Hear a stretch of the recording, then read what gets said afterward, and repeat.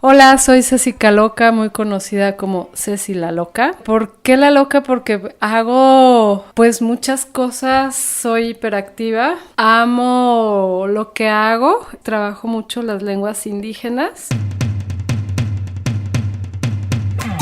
Bienvenidos, bienvenidas a una charla conciencia. Breve, por supuesto. Ágil, esperamos. Interesante es la meta. Los protagonistas son investigadores sociales y humanistas que... no solamente desde la parte física. Mucho del presupuesto en nuestro país. E intervenciones que podemos hacer. Una comunidad. Quienes estudian desde el área literaria o desde la lingüística o desde las ciencias sociales.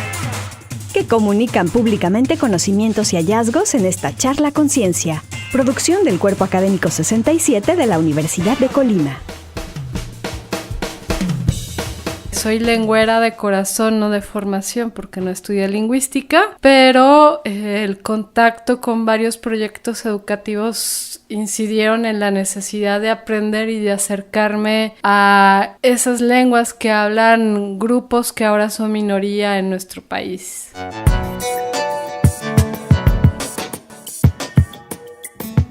Cecilia Caloca, profesora investigadora de la Universidad de Colima, protagoniza esta charla conciencia. Le saludan a Karina Robles a nombre del Cuerpo Académico 67, ese equipo de científicos estudiosos de la cultura, la sociedad y los significados que como humanos le atribuimos a todo lo que nos rodea. Hoy conoceremos uno de los proyectos más importantes en la trayectoria de Cecilia Caloca, Mi lengua vive en mi escuela, que fue un proyecto de intervención en 2 escuelas de los albergues PRONIM para jornaleros migrantes del municipio de Cuauhtémoc, Colima. Nace precisamente de una búsqueda por justificarme a mí, por justificar a gente que me decía, ¿y tú qué estás haciendo aquí en Colima si no hay indígenas? Aquí nadie habla lenguas indígenas, ¿no? Fue como esa necesidad, esa terquedad por decir si hay, por dejar un testimonio. Tenemos 68 lenguas indígenas reconocidas en el México actual. Acateco, Amuzgo, Aguacateco, Ayapaneco, Cora, Cucapá, Cuicateco, Chatino, Chichimeco, Jonás, Chinanteco, Jacalteco, Cachiquel, Kikapú, Otomí, Paipal, Pame, Pápago, Teco, Tepegua, Tonaco, Triqui, Celtal, Tzotzil, Yaqui, Zapoteco y Zoque. ¡Ay, qué maravilla! Y eso que realmente no los mencioné a todos.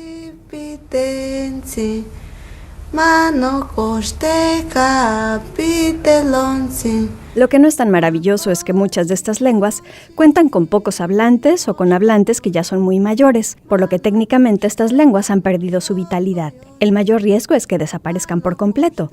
México cuenta con una Ley de Derechos Lingüísticos de los Pueblos Indígenas promulgada en el año 2003, un Instituto Nacional de Lenguas Indígenas, entre otros mecanismos para protegerlas.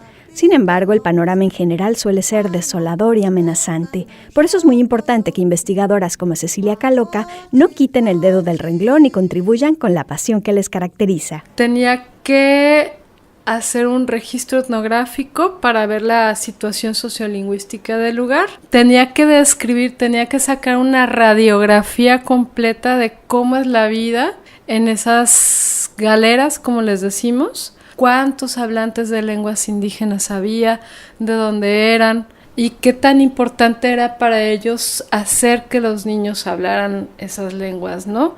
Sí encontré dentro de esta radiografía varias actitudes negativas hacia su lengua porque pues sí viven de repente situaciones de discriminación, pero también encontré gente y abuelas sobre todo y abuelos que decían yo no dejo de que ellos hablen la lengua, ¿no?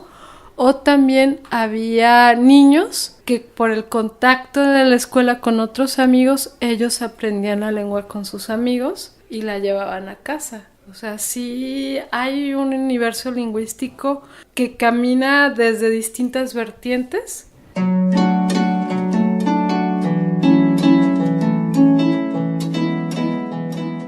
El oficio de jornalero es la práctica más común de los migrantes indígenas que llegan a Colima.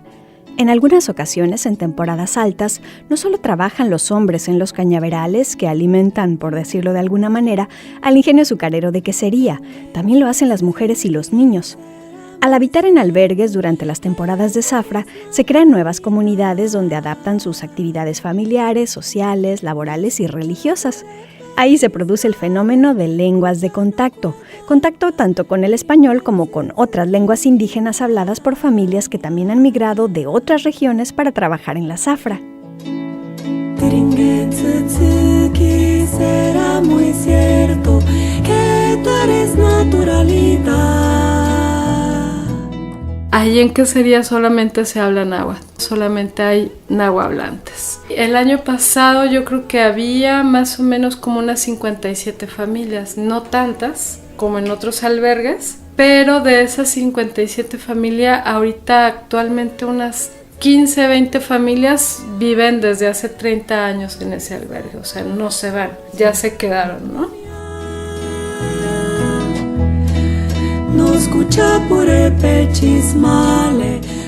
En el Cóbano es distinto, desde que llega uno y cómo están acomodadas las galeras con los cuartos, empieza a ver uno que están tan chiquitos y están acomodados en distintas direcciones, te impacta, pero te impacta también porque se fue haciendo en un terreno poco a poquito algo, ¿no? Estamos hablando de que aquí mayoritariamente en Colima a nivel estatal venían nada más nahuas y mixtecos, pero empezaron a llegar a musgos, ñomdá, Xochistlahuaca Guerrero, de Tlapa de Comonfort, empezaron a llegar tlapanecos, o sea, ya hay una diversidad cultural dentro de los albergues y el Cóbano es una muestra de ello.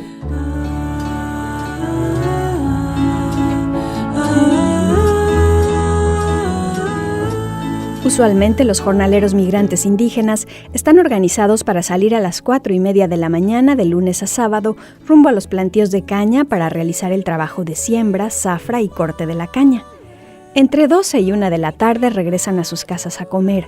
Algunos realizan otras actividades como la artesanía, cuidar su parcela y otros poquitos solo descansan. Algunas mujeres salen de su casa por la tarde para trabajar en la pizca de la zarzamora. Eso les permite juntar más dinero para sus familias. Y eso sí, están obligados a enviar a sus niños y niñas a las escuelas de sus albergues en el Cóbano y en Quesería.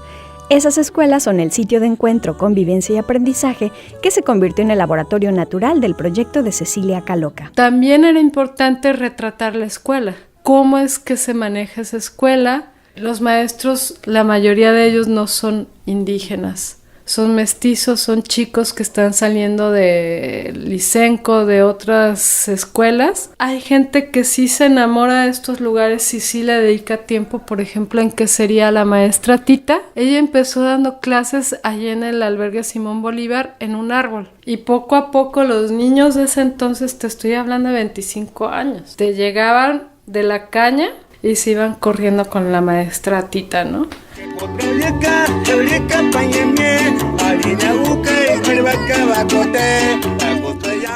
Cuando llegamos eran 40 niños de distintas edades. Había una mesa para los niños mayores, una mesa para los niños chiquitos. Esto ayudó a tener más contacto con los niños y a que los padres de familia nos reconocieran, porque decían, ahí van las maestras, cada vez que íbamos a dar el taller con los niños. Hasta me dio la oportunidad de, entre plática y plática con las madres de familia, pues jugar lotería y poder convocar a las personas que creíamos adecuadas para el taller para los padres de familia. La intención del taller era que los padres de familia, los niños y los profesores pudieran, a partir de distintas dinámicas, generar una reflexión en torno a su lengua materna y que a partir de eso ellos pudieran darnos estrategias para poder trabajar en la escuela.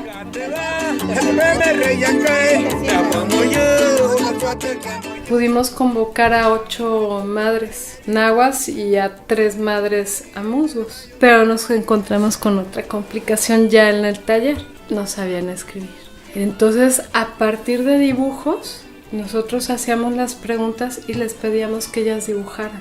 Con los dibujos ellos nos explicaban cómo es que ellos aprendieron a hablar la lengua indígena, cómo es que ellos aprendieron a hablar el español y sus percepciones hacia las dos lenguas, ¿no?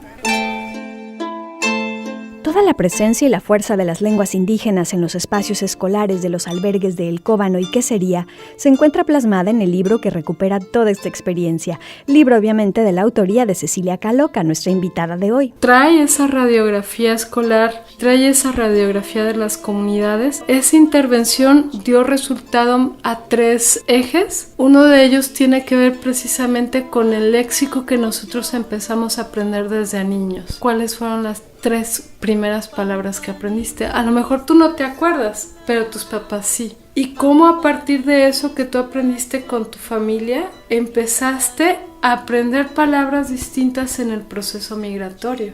Esas palabras que vas aprendiendo van engrandeciendo tu léxico. La segunda etapa o ese segundo eje tiene que ver con un perfil sociolingüístico del niño, de la comunidad y de su historia familiar. Probablemente el maestro no puede enseñar una lengua indígena porque pues, no tiene los recursos lingüísticos, ¿no? Pero sí puede ayudarse con materiales para poder generar al niño, estimular que lea o que vea cómo se escribe su lengua o que pueda recoger palabras, y de eso se trata esa tercera etapa, ¿no?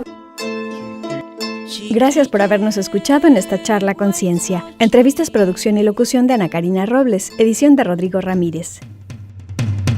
Aquí termina la charla Conciencia. Investigadores sociales y humanistas que comparten públicamente el conocimiento científico que generan. No solamente desde la parte física. Mucho del presupuesto en nuestro país. E intervenciones que podemos hacer. Una comunidad, quienes estudian desde el área literaria o desde la lingüística o desde las ciencias sociales. Charla Conciencia es una producción del Cuerpo Académico 67 de la Universidad de Colima.